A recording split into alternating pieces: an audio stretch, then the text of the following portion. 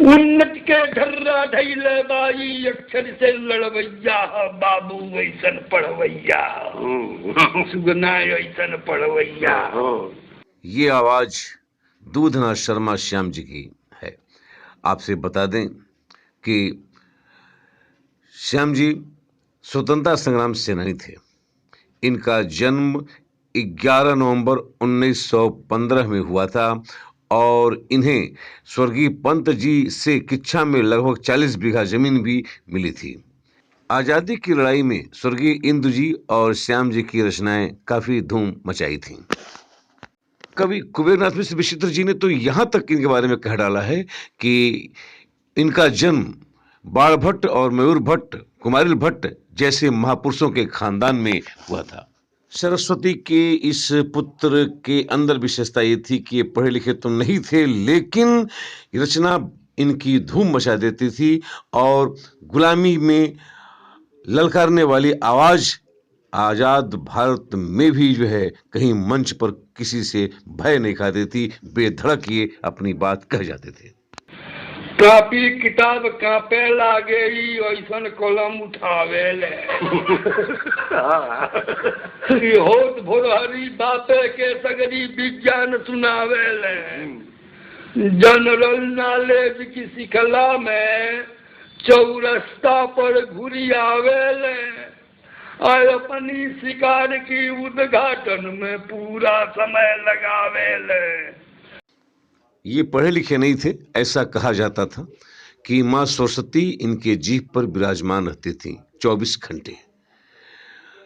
ये अपने मन में जो भी भाव उमड़ता था उसे टेढ़े मेढ़े अक्षरों में किसी भी प्रकार से लिख लेते थे और फिर किसी पढ़ने वाले आदमी से कह करके उसे शुद्ध करा लेते थे। और इनके लिखनी का प्रभाव यह है कि इन्होंने ही लिखा था, तू हमारे जन्मे का साथी मिल्ला बहुत जमाना पर काहे दांत चीर ले बड़ा चला चली जा थाना पर। कौड़ी यसना की पकौड़ी यस मुंह है पर पाउडर डाले ले मानो बसंत की झांकी ये सब आपन साज सदावे ले। कविता पाठ की अगर बात कही जाए तो श्याम जी श्यामनारायण पांडे जी के हल्दी घाटी के समकक्ष अपना जो है बंग युद्ध सुनाते थे और सूर जी जब सूर के चपेट रचना सुनावे तो ये श्याम जी कचरा कूट महाकाव्य सुनावे, उगटा पुराण सुनावे और महादेवी वर्मा जी और राम कुमार वर्मा के जब काव्य पाठ हो तो श्याम जी राम झरोखा सुदामा यात्रा और द्रौपदी प्रसंग सुनावे। कवि मोती भी ये गिरधर करुण अनुरागी जी, राहगीर जी, महुआ के मुहाबारी के साथ इनकी रचनाएं रमराजी फुआ चलती थी। श्याम जी देवरा बाबा, बाबा राघोदास बाबू के परम भक्त थे।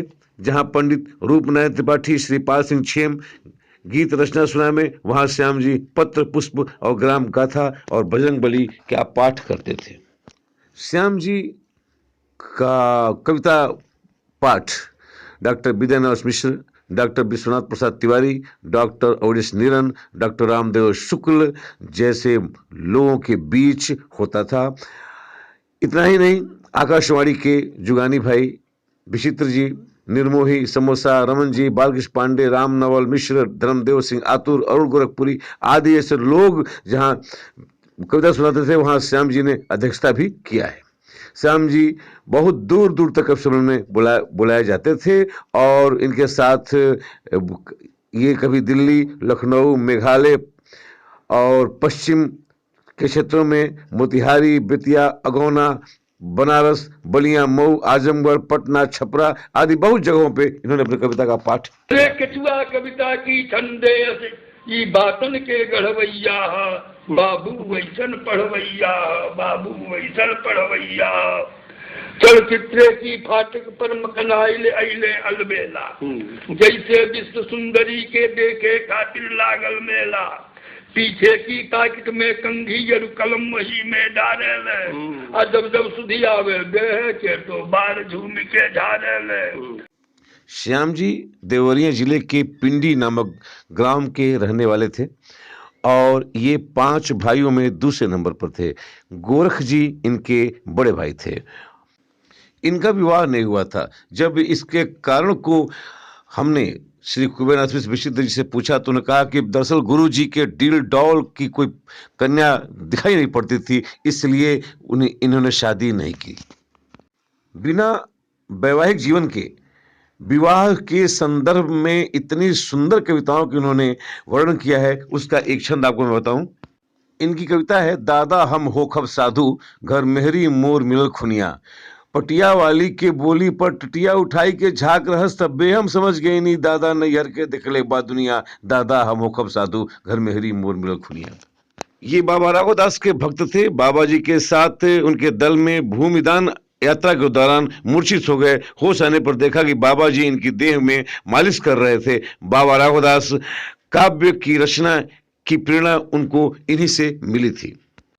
इनकी रचनाएं हैं, श्रद्धांजलि बापू के प्रति, ग्राम गाथा, सुभाष रणस्थली, बंग युद्ध, हिमगिर के न्योता, उघटा पुराण, कचरा कूट, राम सरोवर, राम लड्डू, सुदामा चाचा, द्रौपदी, बाबा राघवदास, महंत दिग्विजयनाथ, देश के सुमन, श्री राम जन्मभूमि, श्री राम भजनावली, देवरा बाबा, इंदिरा गांधी हरावली इत्यादि।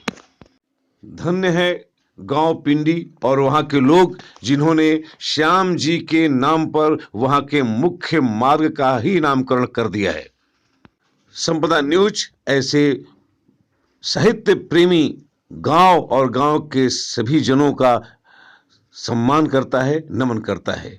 श्याम जी निसंदेह सरस्वती के पुत्र थे, इसमें कोई दो राय नहीं। संपदा न्यूज इन्हें श्रद्धा सुमन अर्पित करता है। मधुशाला में मधुबाला की फोटो पर फूल चढ़ावेले, मधुपान ज्ञान की सीमा पर आपन झंडा फहरावेले, टाकिज पर टकरा डाले, टापी के गल सुनावेले, गुल गुल गुलाबे समूह में गुलगप्पा ले चबुलावेले, होड़ लगा के सह शिक्षा में अजबे भेष बनावेले, अरे चंचल लड़का चमक चौले चौचा पर चढ़ भैया, बाबू वैसन पढ़वैया सुगना।